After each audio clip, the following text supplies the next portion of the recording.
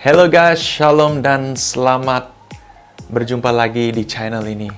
Dan apa kabar semuanya? Saya harap semua kita yang sedang menonton pada hari ini semuanya sehat, ya. Tidak kira dimanapun Anda berada. Kita bersyukur kepada Tuhan, ya, karena keadaan sudah semakin perlahan-lahan semakin pulih kembali kepada asalnya, ya, walaupun ada beberapa hal ataupun beberapa perkara yang harus kita menjadi sesuatu yang orang katakan ataupun norma baru untuk kita, ya. Tetapi setiap kita sudah mulai kembali bekerja, ada student yang sudah mulai kembali ke sekolah, ya kan, dan apapun itu, ya, maupun itu sesuatu hal yang baru yang tidak menjadi kebiasaan bagi kita, tapi kita tetap bersyukur kepada Tuhan karena campur tangan Tuhan yang telah menenangi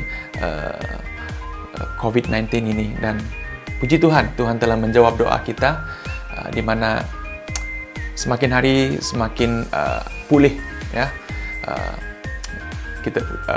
COVID-19 ini yang melanda di negara kita, bahkan bukan negara kita saja, tapi di seluruh dunia. Dan saya percaya itu merupakan campur tangan Tuhan dan hasil daripada doa kita semua, ya. Nah, hari ini kita akan dilayani oleh Reverend Daniel Eng, ya. Dia merupakan interim moderator bagi gereja kita, dan mungkin ada yang sudah kenal, bahkan ada yang belum kenal, ya.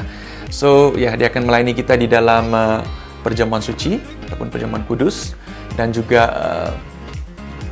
melayani kita di dalam firman Tuhan pada hari ini. Dan saya berdoa dan saya berharap melalui ibadah kita pada hari ini semuanya diberkati oleh Tuhan. Oke, sebelum kita mulakan ibadah kita, mari kita berdoa. Saya pimpin kita di dalam doa. Bapa di surga, kami bersyukur dan terima kasih Tuhan atas kebaikan Tuhan di dalam setiap musim kehidupan kami. Dan Tuhan, kami bersyukur dan terima kasih karena campur tangan-Mu dalam menenangi hal COVID-19 ini, di mana sekarang ini kami dalam fasa pemulihan, dan banyak perkara, banyak hal telah mulai kembali seperti normal, walaupun dalam keadaan sekarang kami harus membuat sesuatu yang bukan menjadi kebiasaan kami, dan kami berdoa Tuhan tetap memberi kekuatan, berikan hikmat dalam kami menenangi ataupun menghadapi norma baru ini. Dan kami bersyukur dan terima kasih Tuhan atas campur tangan-Mu. Dan Tuhan, kami berdoa untuk hari ini, ibadah kami pada hari ini, kami berdoa kiranya Tuhan terus bekerja di dalam kehidupan kami. Biarlah kami dikuatkan, dipulihkan lewat ibadah hari ini. Tuhan, Engkau berbicara pada kami, Engkau berbicara, menegur kami, memperlengkapi, supaya kami menjadi orang yang percaya, yang mempunyai dasar iman yang kuat. Tuhan, berkati kami, buka hati kami, buka pikiran kami, penuhilah hati dan pikiran kami lewat firman-Mu, lewat ibadah pada hari ini. Terima kasih Bapa, ini doa kami, di dalam nama Tuhan Yesus kami berdoa. Amin. Mari saudara-saudari yang mari kita bersama-sama menyanyikan lagu penyembahan kita. Mari kita mengangkat kebesaran Allah kita, kebesaran dan memuliakan nama Tuhan Allah kita, karena Dia yang layak dipuji, karena Dia yang layak disembah. Mari kita datang kepada-Nya dengan sikap doa kita bersama.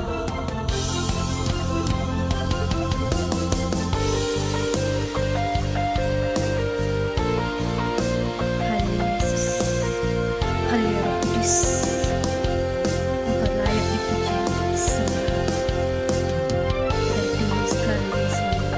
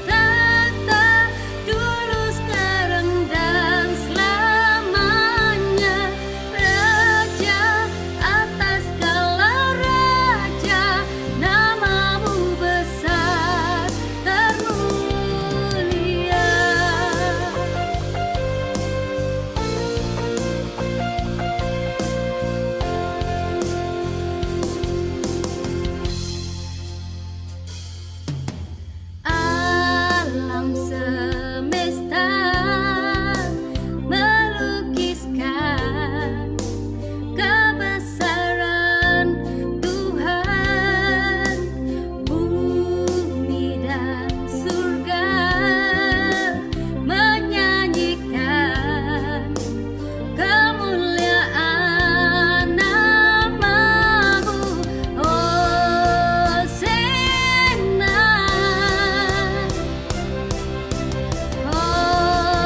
Hosana, layak dipuji disembah, Kaulah yang bertata dulu, sekarang dan selamanya.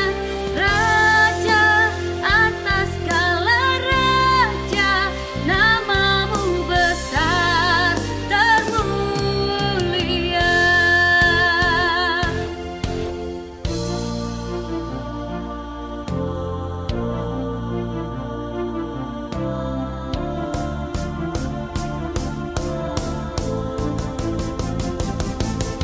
Haleluya Yesus, memuji Engkau Tuhan, sembah Engkau Tuhan, karena Engkau yang layak Tuhan untuk terima pujian sembah kami Tuhan. Oh haleluya Yesus, tinggikan nama Engkau ya Bapa.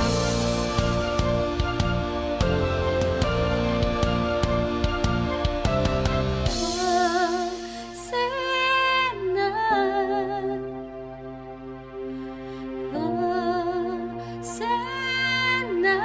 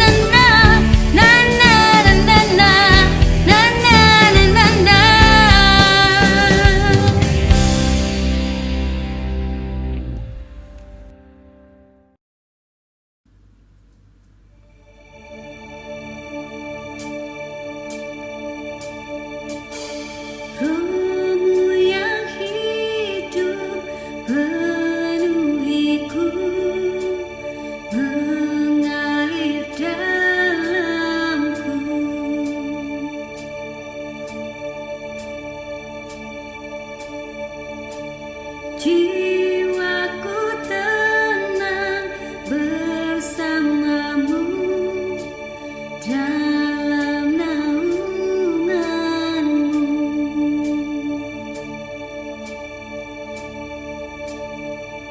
Ku buka hati untuk jamahanmu, berserah penuh di hadiratmu.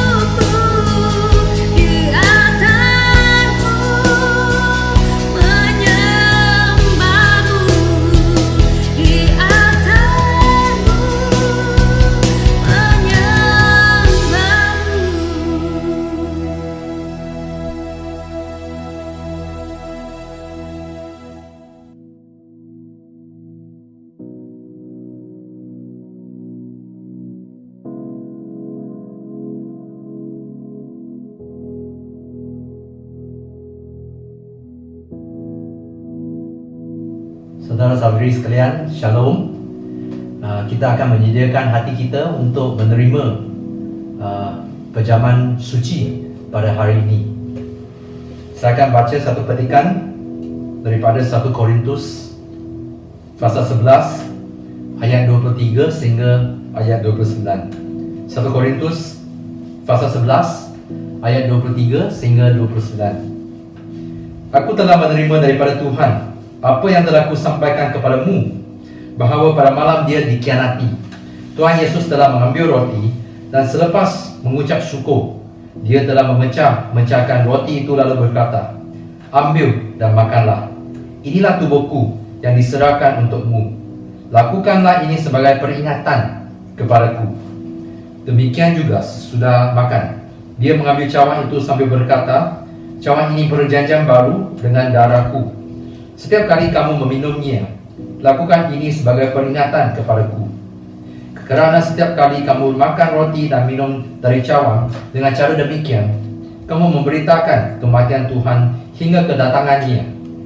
Jika sesiapa makan roti atau minum dari cawan Tuhan, ini secara yang tidak wajar, dia akan menanggung dosa terhadap tubuh dan darah Tuhan. Hendaklah setiap orang memeriksa dirinya, dan kemudian makan roti itu dan minum dari cawan itu. Kerana jika seseorang memakannya dan meminumnya tanpa mengenal tubuh Tuhan, dia makan dan minum akan penghukuman kepada dirinya." Mari kita sekarang berdoa untuk mengaku dosa kita kepada Tuhan. Kita akan doa dalam hati kita. Mari kita berdoa.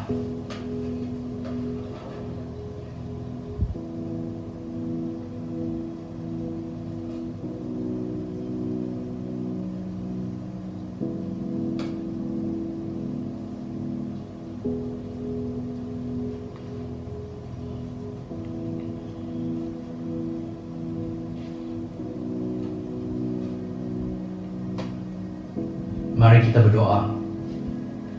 Bapa kami di syurga, kami bersyukur kerana kami dapat menghimpun di sini, walaupun di dalam rumah yang berlainan, tetapi kami boleh berhimpun bersama dalam hati kami.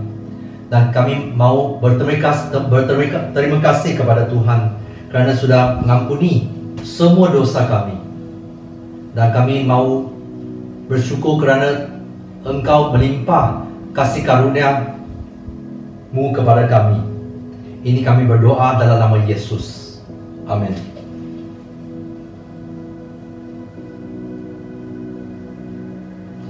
Pada malam dia dikhianati, Tuhan Yesus telah mengambil roti, dan selepas mengucap syukur, dia telah memecahkan roti itu lalu berkata, "Ambil dan makanlah. Inilah tubuhku yang diserahkan untukmu. Lakukanlah ini sebagai peringatan kepadaku." Demikian juga sesudah makan, dia mengambil cawan itu sambil berkata, "Cawan ini perjanjian baru dengan darahku. Setiap kali kamu meminumnya, lakukan ini sebagai peringatan kepadaku."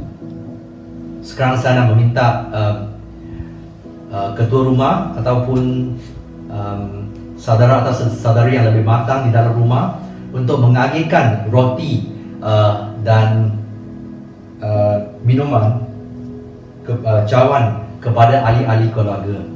Dan saya nak mengingatkan semua, hanya yang jemaah yang sudah dibaptiskan boleh menerima perjamuan suci.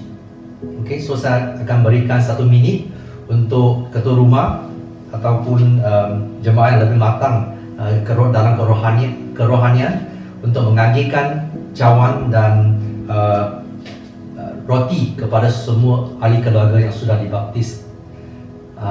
Selepas sudah menerima, jangan makan atau minum dulu, dan kita akan minum dan makan bersama-sama.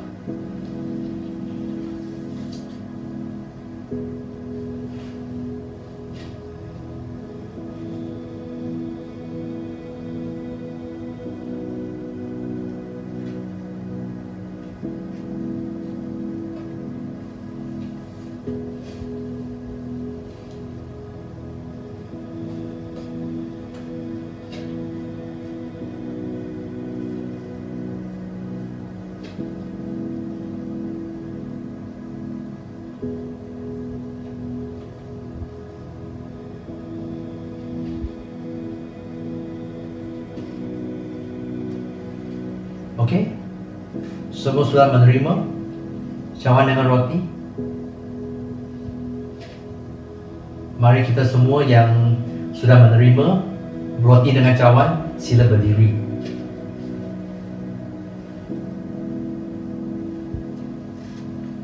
Inilah tubuh Yesus Kristus yang diserahkan untuk kita semua.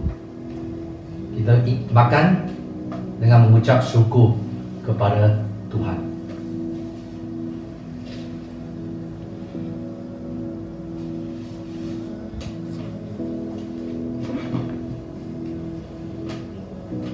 Cawan ini perjanjian baru dengan darah Yesus.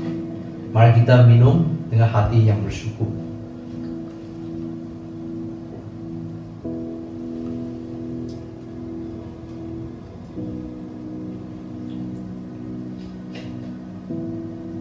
Setiap kali kamu meminumnya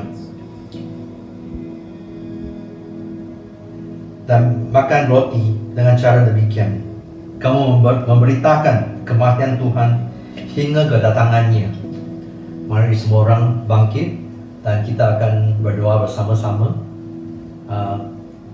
Selepas ini saya akan memberikan doa kesyukuran dan doa berkat. Dan selepas itu kita perjalanan suci akan tamat. Barulah kamu kutip, okey, ketua rumah ataupun tadi jemaah yang lebih matang dalam kerohanian untuk kutip cawan daripada ahli-ahli keluarga yang lain. Okey, tapi ini kita buat selepas doa berkat. Mari kita bangun dan berdoa. Bapa kami di syurga, kami sekali lagi kami nak bersyukur kepada Tuhan. Berterima kasih atas kasih karunia dan pengampunan Engkau terhadap dosa kami. Dan kami mau minta Tuhan memberi kami kekuatan dan keinginan untuk hidup dalam keadaan yang suci dan tidak terus berdosa dalam kehidupan kami. Ini kami berdoa dalam nama Yesus Kristus. Amin. Mari kita menerima berkat daripada Tuhan. Semoga Tuhan memberkati dan memelihara kamu. Semoga Tuhan baik hati dan murah hati terhadap kamu. Semoga Tuhan berkenan kepada kamu dan memberi kamu kesejahteraan. Amin. Perjamuan suci sudah selesai.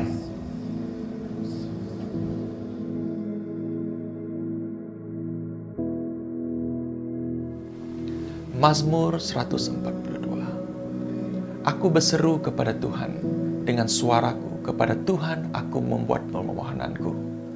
Aku mencurahkan aduanku di hadirat-Nya. Aku mengisytiharkan di hadirat-Nya kesusahanku. Apabila rohku tertekan di dalamku, ketika itu Engkau tahu jalanku. Di jalan tempatku melangkah, senyap-senyap mereka memasang jerat untukku. Pandanglah ke sebelah kananku, dan lihatlah, tiada sesiapa pun yang mengiktirafku. Penaungku tidak menolongku. Tiada sesiapa pun yang mengambil berat tentang jiwaku. Aku telah berseru kepadamu, ya Tuhan. Aku berkata, Engkaulah penaungku yang ada padaku di alam orang hidup. Dengarlah seruanku, karena aku ditindas jauh ke bawah. Lepaskanlah aku daripada penganiayaanku, karena mereka terlalu kuat bagiku. Keluarkanlah jiwaku daripada penjara, supaya aku dapat memuji nama-Mu. Orang yang benar akan mengelilingiku, karena Engkau akan melimpahkan kebaikan-Mu kepadaku. Inilah firman Tuhan.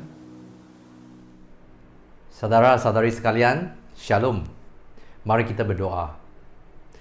Bapa kami di syurga, kami bersyukur kerana dapat berhimpun, walaupun bukan di dalam bangunan gereja, tetapi di rumah masing-masing untuk menerima firman Tuhan pada hari ini. Kami berdoa Tuhan memberi kami hikmat supaya boleh memahami apa yang mau disampaikan oleh Tuhan pada hari ini. Dalam nama Yesus kita berdoa. Amin. Tadi kita sudah dengar firman Tuhan dibaca daripada Mazmur 142. Dan tajuk khotbah pada hari ini ialah mencari gua kita di dalam dunia yang bising. Mencari gua kita di dalam dunia yang bising. Sekarang kita tahu bahawa COVID-19 ini memang satu musuh yang tidak dapat dilihat. Tetapi ada orang beri satu gelaran bahawa ia adalah satu virus yang maha hadir, omnipresent. Kita tahu, kita biasanya semasa kita nak menjelaskan tentang Tuhan, sifatnya, salah satu sifatnya ialah bahawa dia adalah maha hadir. Maksudnya dia berada di mana-mana tempat. Tetapi sekarang ada orang cakap sebenarnya COVID-19, virus ini yang maha hadir, kerana virus ini muncul di semua negara. Tetapi pada musim ini, di mana banyak orang tidak boleh keluar daripada rumah, sebenarnya saya fikir ada satu jenis benda sebenarnya yang maha hadir, iaitu bunyi, noise. Kamu tengok dari gambar, di mana sekarang ada jual di internet, di mana kalau kamu beli ni pemegang telefon bimbit dan letak di leher, sebenarnya kamu boleh tengok movie atau tengok YouTube tanpa pegang telefon kamu.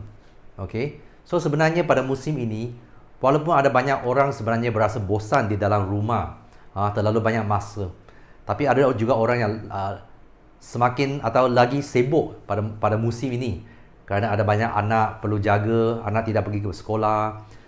Tapi banyak orang semasa dia berasa bosan atau ada masa lapang, sebenarnya dia akan lari ke bunyi.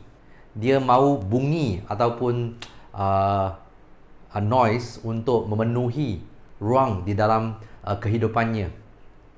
Adakah kita takut akan kesunyian? Silence.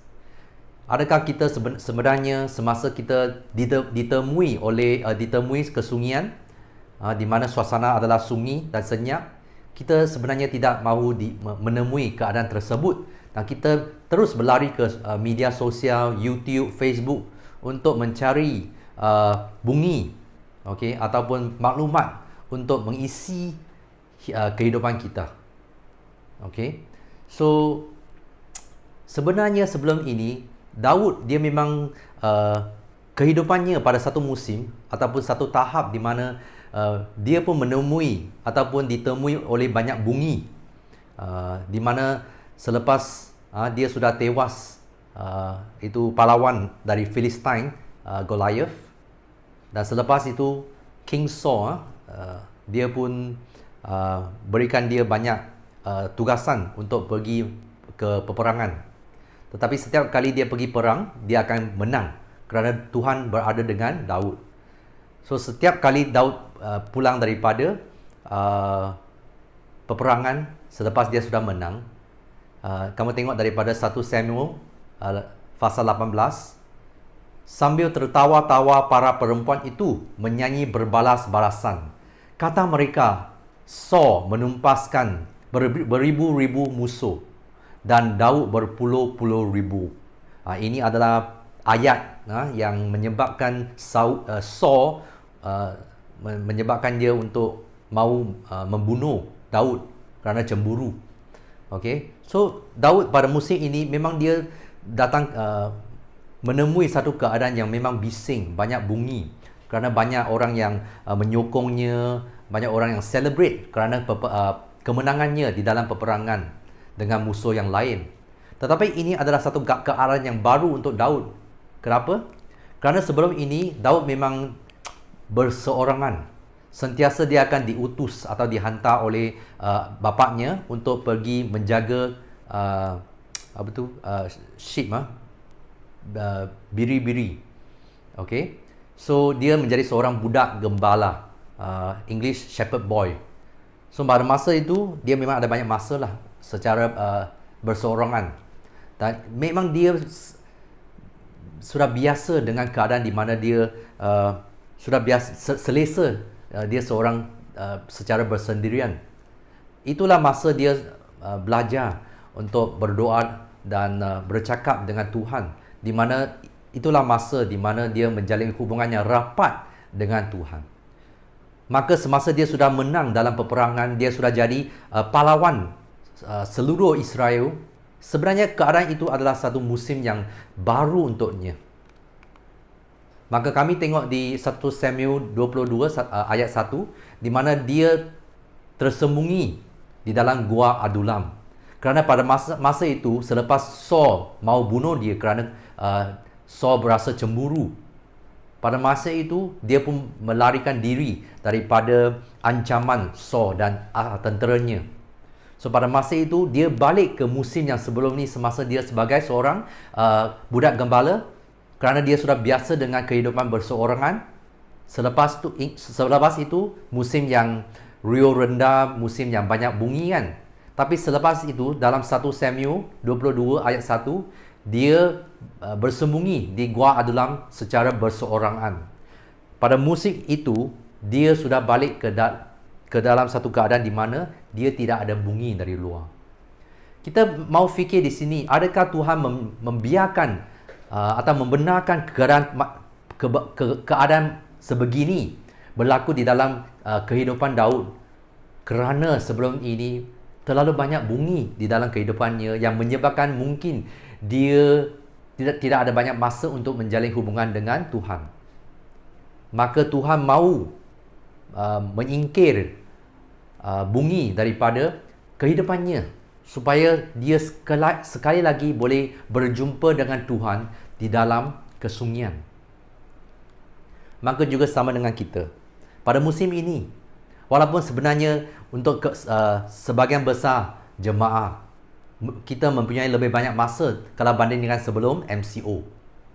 Tapi pada musim ini, walaupun kita lebih banyak masa, adakah kita cari gua kita sendiri untuk berjumpa atau bertemu dengan Tuhan? Ataupun kita lari daripada gua kita, lari daripada kesunyian supaya kita isi kehidupan kita dengan banyak bunyi dan lari diri daripada Tuhan, lari diri daripada diri sendiri dan lari diri daripada masalah-masalah di dalam kehidupan kita. Mungkin pada musim ini MCO sama juga dengan musim Daud, di mana Tuhan nak mengajak kita untuk balik ke dalam musim berseorangan, untuk cari gua kita supaya kita boleh bersekutu dan bertemu dengan Tuhan sekali lagi, supaya kita boleh menyerah masalah kita dan perasaan kita yang negatif kepada Tuhan. Pada masa itu kita percaya bahawa semasa Daud bersembunyi di dalam gua Adulam, itulah masa dia tulis Mazmur 142. Apakah keadaan ataupun apakah masalah yang ditemui Daud pada masa itu? Di ayat 3, dia sebut tentang musuhnya, di mana mereka memasang jerat ataupun perangkap untukku. Penaungku, refuge, ataupun penaungku maksudnya orang yang melindunginya, tidak menolongku. Tiada sesiapa pun yang mengambil berat tentang jiwaku. Untuknya, dia rasa tidak ada orang pedulinya, tidak ada orang yang membantunya, tidak ada orang di sebelahnya. Dia sudah dilupai oleh setiap orang. Itulah perasaannya. Dan pada masa yang sama, musuhnya sedang mencari peluang untuk membunuhnya. Maka itu adalah masalah yang ditemui oleh Daud. Nah, apakah cara, macam mana dia menyampaikan ataupun memberi masalah ini kepada Tuhan? Kerana kalau dia tidak sembunyi di dalam gua Adulam, mungkin dia masih ditemui dengan banyak bunyi, dia tidak akan menemui Tuhan. Sama dengan kita. Kalau kita terus mengisi kehidupan kita dengan banyak bunyi, kita tidak dapat mendengar suara daripada Tuhan. Maka di sini ayat 1, dia berseru dengan suaraku, membuat permohonan, mencurahkan aduanku dan mengisytiharkan kesusahanku. Maka semasa kita menemui banyak tegangan ataupun banyak cabaran di dalam kehidupan kita, Sebenarnya jangan lari daripada masalah ini. Tuhan mahu mengajak kita pada musim ini untuk mencari gua kita, untuk berseru dengan suaramu, untuk mencurahkan aduanmu kepada Tuhan.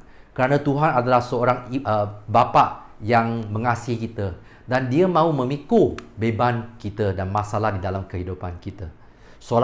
Persoalannya ialah, adakah kita mahu meluangkan masa untuk mencari gua kita, untuk menemui dengan Tuhan. Maka selepas memberi ataupun menyampaikan aduannya kepada Tuhan, dia diperingat oleh Tuhan, walaupun mereka memasang jerat untukku di dalam perjalanan aku. Daud diingati oleh Roh Kudus bahawa Tuhan tahu jalanku. Walaupun dia nampak masalahnya begitu besar, tapi dia diingati oleh Tuhan bahawa Tuhan adalah pelindung atau penaungnya. Dan ayat 5, walaupun dia cakap, penaungku tidak menolongku, tidak sesiapa pun yang mengambil berat tentang jiwaku. Tetapi dalam ayat 5, ayat yang paling penting di dalam Mazmur ini, Daud mengisytiharkan kebenaran ini, di mana engkaulah penaungku yang ada padaku di alam orang hidup. Maka semasa dia menyampaikan masalah ini kepada Tuhan, dia pun diingati oleh Tuhan bahawa Tuhan adalah penaungnya dan Tuhan mempunyai cara penyelesaian kepada masalahnya. Maka semasa kita menemui masalah, jangan lari daripada Tuhan. Jangan hanya isi kehidupan kita atau kesunyian kita dengan bunyi atau gangguan yang lain. Kerana semasa kamu memberi beban kamu kepada Tuhan, Tuhan akan memberi ketenteraman dan keyakinan anda terhadap Tuhan semasa kamu berdoa kepada Tuhan. Maka kita mesti mencari gua kita pada musim ini, di dalam dunia kita, di dalam rumah kita yang bising. Tapi adakah ini adalah satu niat atau motivasi yang mementingkan diri sendiri sahaja? Okey. Tapi sebelum ini kita pun bersyukur kerana semasa Yesus Kristus datang ke dunia ini, dia pun mengajak kita untuk marilah ke sisinya. Wahai semua yang jerih lelah dan memikul beban berat, aku akan memberimu kelegaan. Ambillah kok daripadaku dan terimalah ajaranku. Kerana aku ini lemah lembut dan rendah hati, maka jiwamu akan tenang. Sebab kokku serba mudah dan bebanku pun ringan. Ini adalah janji daripada Tuhan Yesus Kristus. Dia tidak ada banyak langkah-langkah supaya kita boleh mendapat kelegaan. Dia hanya beri satu arahan. Marilah ke sisiku.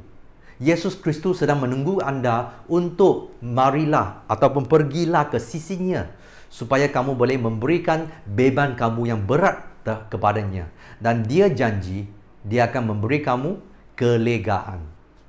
Maka kadang-kadang kita lari ke media sosial, lari ke Facebook kerana kita mahu melarikan diri daripada tegangan dan stres di dalam kehidupan. Tapi itu bukan satu cara yang efektif. Cara yang efektif ialah cari gua, cari Yesus Kristus, dan dia janji kamu akan mendapat kelegaan. Maka di sini tadi saya sudah tanya, mengapa? Apakah tujuan kita mencari gua kita sendiri? Apakah tujuan untuk mendapat kelegaan untuk diri sendiri? Adakah itu satu niat yang mementingkan diri sendiri? Untuk Daud, tidak. Sebenarnya dia dalam ayat yang terakhir di dalam Mazmur ini, dia cakap, keluarkanlah jiwaku daripada penjara, supaya aku dapat memuji namamu. Orang yang benar akan mengelilingiku, kerana engkau akan melimpahkan kebaikanmu kepadaku.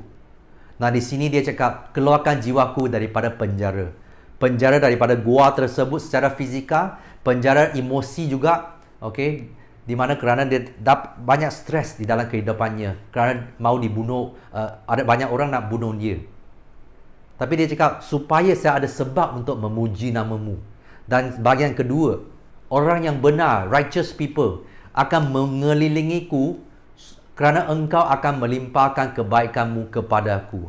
Apa yang disebut oleh ataupun dimaksudkan oleh Daud di sini ialah dia mahu orang baik, orang yang benar untuk mengelilinginya supaya mereka boleh nampak kemuliaan Tuhan dan kebaikan Tuhan yang dilimpah pada Daud.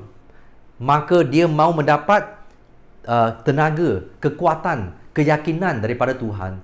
Bukan hanya untuk diri sendiri, tetapi supaya orang boleh nampak sikap yang sudah diubah, tenaga atau kekuatan yang diterima daripada Tuhan, supaya orang-orang tersebut yang memerhati perubahan dalam kehidupannya dapat memuji Tuhan.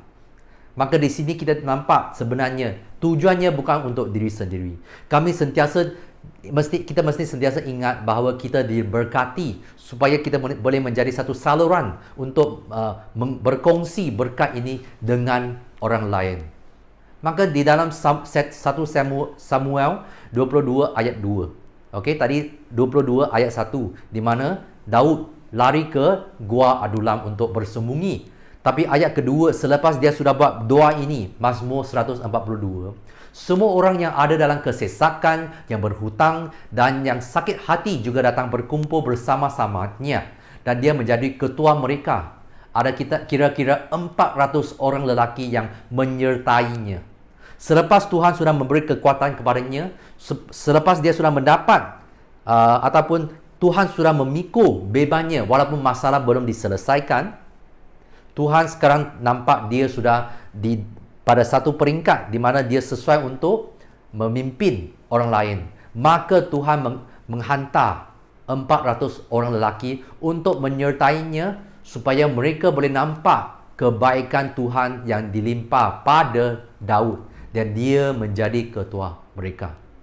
Maka kita mesti ingat, kita lari ke dalam gua, jumpa dengan Yesus Kristus, mendapat kelegaan daripadanya supaya semasa kita menemui dengan saudara-saudari lain, kita menjadi berkat atau saluran berkat kepada orang lain. Maka pada bulan-bulan yang akan datang, mungkin kita akan balik ke dalam bangunan gereja.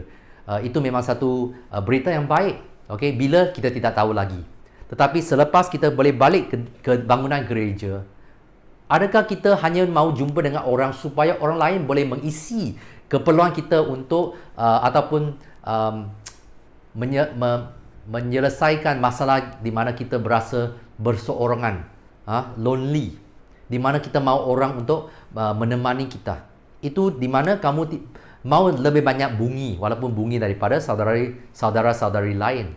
Tapi pada musim ini sebelum kita balik ke gereja, bolehkah kita pergi ke gua kita untuk jumpa dengan Tuhan, untuk menerima berkat dan kekuatan daripada Tuhan, supaya keperluan kita boleh dipenuhi, supaya supaya selepas kita boleh balik ke gereja, kita boleh menjadi berkat kepada orang yang memerlukan kekuatan daripada Tuhan.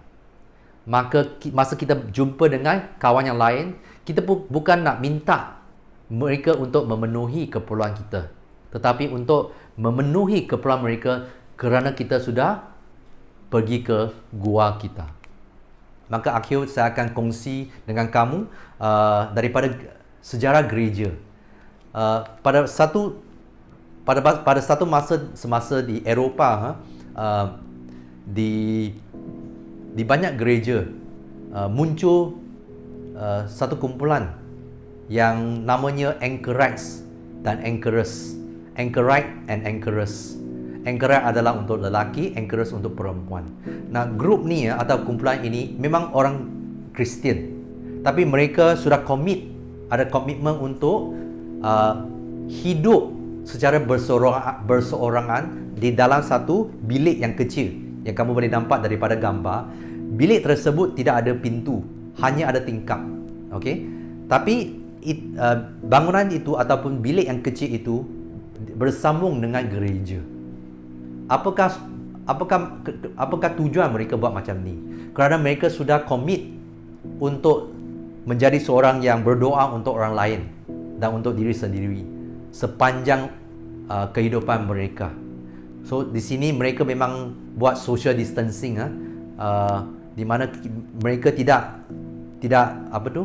hidup dengan orang lain, tetapi masih mereka boleh bercakap dengan orang lain. Okey. So apa yang memang saya baca daripada cerita ini ialah Di dalam bilik tersebut ada beberapa tingkap. Dan satu tingkap ialah menghalang jalan. Mereka boleh nampak orang lalu.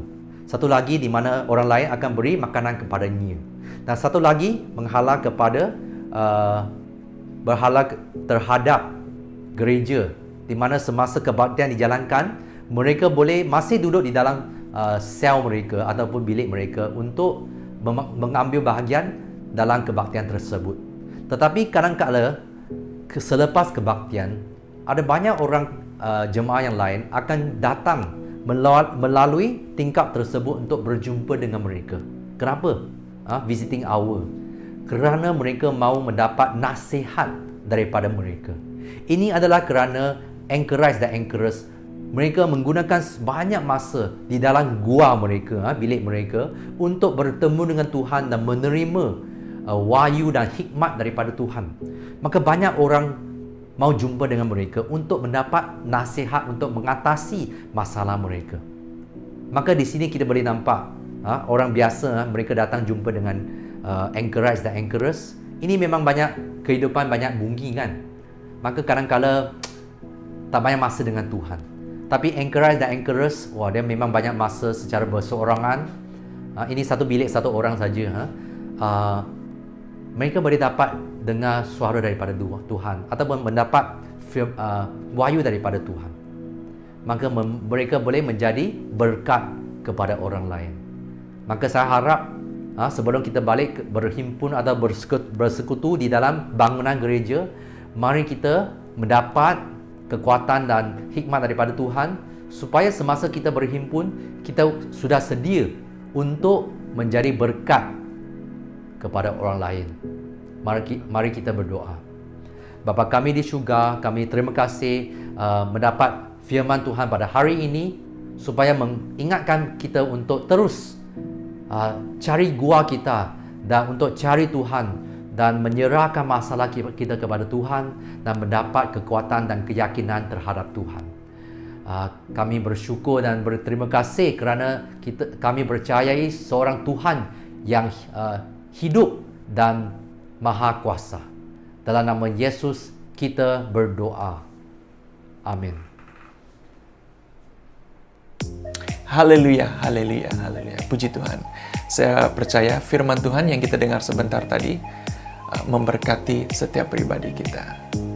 So guys, jumpa minggu hadapan. Stay safe, stay healthy. Tuhan memberkati.